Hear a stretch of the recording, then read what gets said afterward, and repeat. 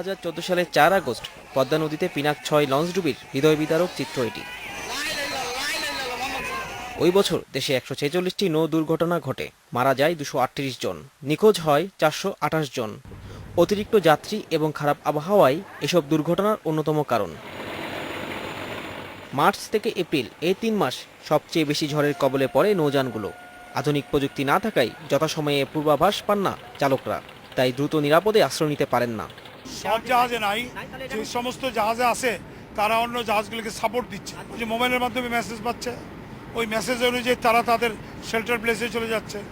গত 1 যুগ ধরে নৌ দুর্ঘটনা রোধ ও নিরাপত্তা নিয়ে কাজ করছে নোঙ্গর নামক একটি সংগঠন। তাদের দাবি, আধুনিক প্রযুক্তির অভাবে নৌ দুর্ঘটনা ঘটছে। এই বর্ষার সময়ে যখন ঝড় হয় এবং তখন নৌপথের যে ট্রাফিক সিগন্যালের ব্যবস্থা থাকে সেই ব্যবস্থাগুলো ঠিক থাকে না, এবং ঝড়ের সময় যে পূর্বাভাস থাকে সেগুলো অনেকেই মানেন না। অভ্যন্তরীণ নৌ চলাচলে শুধু রেজিস্ট্রেশন ও ফিটনেস দেখা হয়, উন্নত প্রযুক্তির ব্যবহার কখনোই গুরুত্ব পায় না। অথচ ভারত, শ্রীলঙ্কায়ও নৌযানে জিপিএস, রাডার সহ আধুনিক ট্র্যাকিং সিস্টেম ব্যবস্থা আরও 20 বছর আগেই যুক্ত হয়েছে। ভেহিকেল ট্র্যাকিং বিভিন্ন কোম্পানি গাড়ির জন্য, গাড়ি চুরি হওয়া রোধের জন্য same vehicle tracking system actually শিপের জন্য প্রযোজ্য।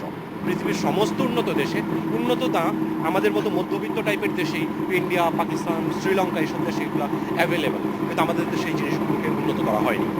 দেশে কি পরিমাণ নৌযান আধুনিক প্রযুক্তি ছাড়াই চলাচল করছে সেই পরিসংখ্যানই নেই বিআইডব্লিউটি এর কাছে। যে সমস্ত জাহাজে রাডার এবং জিপিএস নাই, সেগুলোকে আমরা যখন টাইম টেবিল দিই তখন শুধু দিনের বেলা চলতে পারবে, রাতের বেলা চলতে পারবে না। মালিকরা বলছেন, সরকারি সহযোগিতা পেলে সব যাত্রীবাহী নৌযানে উন্নত প্রযুক্তি সংযোজন করবেন তারা। Aminul Islam, independent news, Dhaka.